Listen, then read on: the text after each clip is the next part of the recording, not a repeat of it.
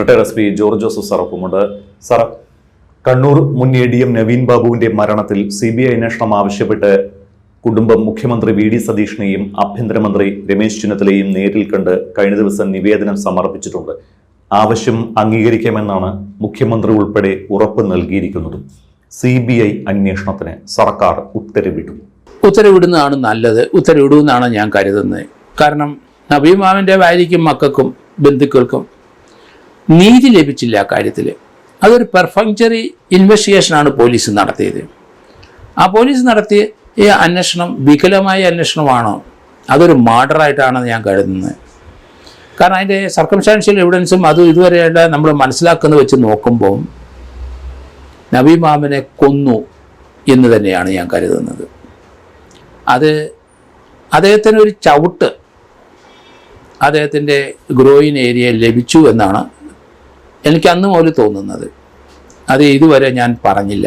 കാരണം ഇൻക്വസ്റ്റിനകത്ത് നടത്തിയപ്പം അദ്ദേഹത്തിൻ്റെ ജഡ്ഡിക്കടിയിൽ കുറേ ബ്ലഡ് ഉണ്ടായിരുന്നു. ആ ബ്ലഡ് ഇൻക്വസ്റ്റിനകത്ത് പറയുന്നുണ്ട്, പക്ഷെ പോസ്റ്റ്മോർട്ടം ചെയ്ത ഡോക്ടർ അത് പറയുന്നില്ല. എവിടുന്ന് വന്നു ആ ബ്ലഡ്? ഗ്രോയിൻ ഏരിയയിൽ ചവിട്ടിക്കഴിഞ്ഞാൽ ബ്ലഡ് വരും. അതാണ് അൺകോൺഷ്യസ് ആവും ഒരാൾ അന്നേരം. പെൺകുട്ടിയായാലും ആൺകുട്ടിയായാലും ആ ഭാഗത്ത് കൂടുതലും മർദ്ദം ഏൽക്കുമ്പോൾ നമ്മൾ അൺകോൺഷ്യസ് ആവും. അന്നേരം ബ്ലീഡ് ചെയ്യും. ഏനൽ ബ്ലീഡിങ് ഉണ്ടാകാം, അവിടുത്തെ പെനിസ് മുഖേന ബ്ലീഡിങ് ഉണ്ടാകാം. ആ സമയത്ത് ചിലപ്പം അവിടുന്ന് സെമനും പോകാം.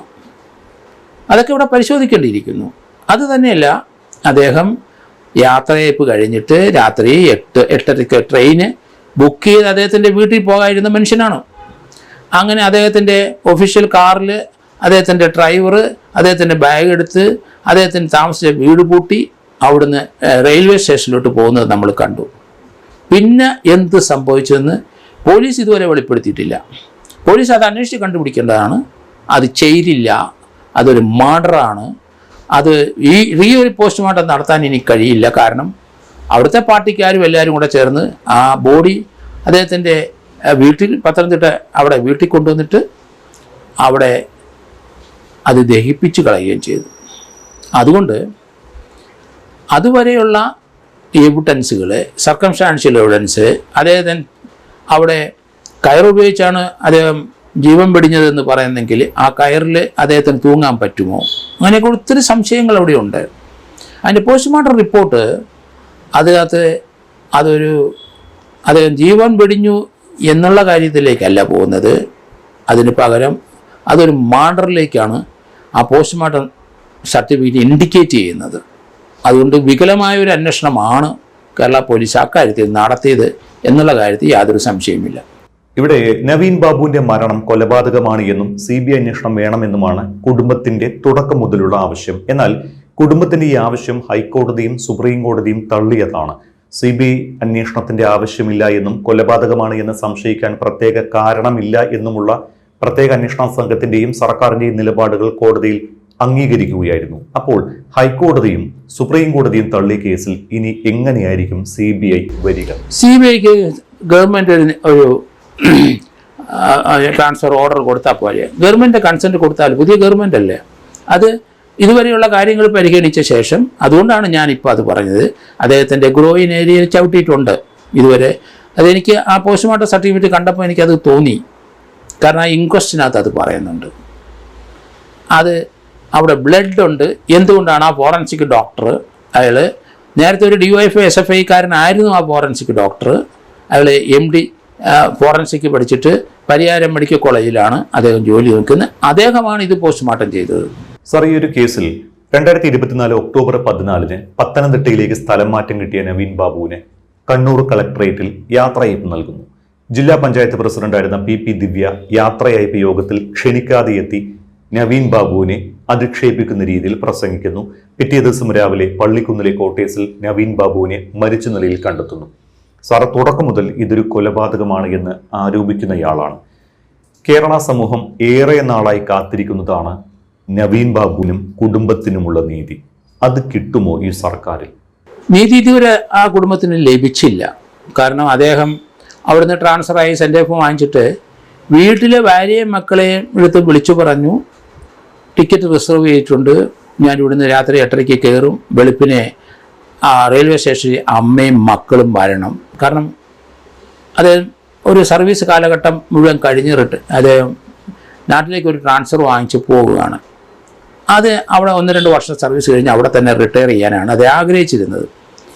അപ്പോൾ റെയിൽവേ സ്റ്റേഷനിൽ കാറുമായിട്ട് വന്ന് അമ്മയും മക്കളും അദ്ദേഹത്തിനെ സ്വീകരിച്ചു കൊണ്ട് പോകാൻ വിളിച്ചു പറഞ്ഞ് ഒരാൾ അതിൽ നിന്ന് ചിന്ത മാറി എനിക്ക് തോന്നണില്ല ഒരിക്കലും അത് ജീവൻ വെടിയാനായിട്ട് ശ്രമിക്കുമെന്ന് ഞാൻ കരുതുന്നില്ല. അങ്ങനെയെങ്കിൽ ആ ജീവൻ വെടിയുന്ന സമയത്ത് ഇത്രയും സ്നേഹവും ഇത്രയും ഇഷ്ടവുമുള്ള അദ്ദേഹം ഭാര്യയെ മക്കളെ അങ്ങനെയാണ് കരുതുന്നത്. അവരുടെ അടുത്ത് റെയിൽവേ സ്റ്റേഷനിൽ വന്ന് നിൽക്കാൻ പറഞ്ഞ ആ വ്യക്തി അദ്ദേഹം ജീവൻ വെടിഞ്ഞു പോകുന്ന ഒരു തീരുമാനം എടുക്കുമ്പം അവർ നിങ്ങളവിടെ വരണ്ട, ഞാൻ വന്നോളാം എന്നെങ്കിലും അവരോട് കാരുണ്യമോ സ്നേഹമോ ഉണ്ടെങ്കിൽ പറയും. ജീവൻ വെടിയുന്ന ആൾ തീർച്ചയായിട്ടും അത് പറയും. കാരണം അവരോട് ആരോടും വെറുപ്പുണ്ടെന്ന് ഇതുവരെ ആ കേസുമായിട്ട് ബന്ധപ്പെട്ട ഒരു സ്ഥലത്തും നമ്മൾ കാണുന്നില്ല. ആ കുടുംബത്തിനോടും അദ്ദേഹം സ്നേഹത്തോടെ നിൽക്കുകയാണ്. അദ്ദേഹത്തിൻ്റെ മരണത്തിന് ശേഷം ആ കുടുംബം കണ്ടില്ലേ, അവർ എവിടേക്കാണ് നിയമപരമായി നീതി കിട്ടാൻ വേണ്ടി നടന്നത് നമ്മൾ ആലോചിക്കണം. അപ്പോൾ ആ കുടുംബവും വൈഫും കുട്ടികളും അദ്ദേഹത്തിൻ്റെ സഹോദരിമാരുമൊക്കെ അമ്മയും അതുപോലെയുള്ള ആൾക്കാരെല്ലാവരും അദ്ദേഹത്തിനെ ഇഷ്ടപ്പെടുന്നു. അദ്ദേഹം നാട്ടിലേക്ക് മടന്നു വരുന്ന സ്വാഗതം ചെയ്യുന്നു. അങ്ങനെയുള്ളൊരു വ്യക്തിയെ പിന്നെ എങ്ങനെയാണ് ജീവൻ വെടിഞ്ഞത് എന്ന് എനിക്ക് മനസ്സിലാകുന്നില്ല. അത് യുക്തിപരമായി അത് ആർക്കും എക്സ്പ്ലെയിൻ ചെയ്യാനും കഴിയും തോന്നുന്നില്ല. അത് ആ തീരുമാനം അങ്ങനെ ഒരു കൺക്ലൂഷൻ പോലീസ് ഉദ്യോഗസ്ഥൻ എടുത്തത് അയാളെപ്പറ്റിയും അന്വേഷിക്കണം. അയാൾ എന്താണ് അങ്ങനെ ഒരു വികലമായ ഒരു അന്വേഷണം നടത്തിയത് അതേപ്പറ്റി തീർച്ചയായിട്ടും അന്വേഷിക്കേണ്ടിയിരിക്കുന്നു. ഇതുമായിട്ട് ബന്ധപ്പെട്ട് ചില വിജിലൻസ് എൻക്വയറിയും ഒരു സ്റ്റാർട്ട് ചെയ്തെന്ന് അന്ന് പറയുന്നുണ്ട്. അതിൻ്റെ എവിഡൻസ് ഒക്കെ നശിപ്പിച്ചു കഴിഞ്ഞു എന്നാണ് തോന്നുന്നത്. അത് അന്വേഷിച്ചത് പ്രാഥമികമായി അവിടുത്തെ ഒരു വിജിലൻസ് സർക്കിൾ ഇൻസ്പെക്ടർ അത് അന്വേഷിക്കുകയും ചെയ്തിട്ടുണ്ട്. അയാൾക്ക് എങ്ങനെയാണ് വിജിലൻസ് ഡയറക്ടർ ഉത്തരവില്ലാതെ അന്വേഷിക്കാൻ പറ്റുക? അതും അന്വേഷിക്കണം. അവിടുത്തെ ലോക്കൽ SHO ആണ് ഈ കേസ് അന്വേഷിച്ചത്. അദ്ദേഹത്തിന് ഈ കേസ് അന്വേഷിച്ചപ്പം ഇന്ന് വരെ അദ്ദേഹത്തിൻ്റെ ഭാഗത്തുനിന്ന് റിമാർക്കോ അല്ലെങ്കിൽ ആ ഫാക്ചർ റിപ്പോർട്ടിൻ്റെ അടിസ്ഥാനത്തിൽ എങ്ങനെയാണ് ഇദ്ദേഹം മരിച്ചത് അത് പറയുന്ന കേട്ടിട്ട് അദ്ദേഹം മുറി പൂട്ടി സാധനങ്ങളെല്ലാം എടുത്തു, അവിടുന്ന് യാത്ര പോയി, അദ്ദേഹത്തിൻ്റെ ക്വാർട്ടേഴ്സിൻ്റെ താക്കോല് കൊടുത്തു, തിരിച്ചങ്ങോട്ട് വരില്ല. എങ്ങനെയാണ് ആ വാതിൽ തുറന്നത്? അത് തുറന്ന് കിടക്കുകയായിരുന്നു. രാവിലെ അദ്ദേഹത്തിൻ്റെ ഡ്രൈവർ വന്ന് നോക്കുമ്പോൾ മുറി പൂട്ടിപ്പോയ ആൾ അതിനെപ്പറ്റി ഇന്ന് വരെ ഒരു വിശദീകരണം കണ്ടില്ലേങ്ങും.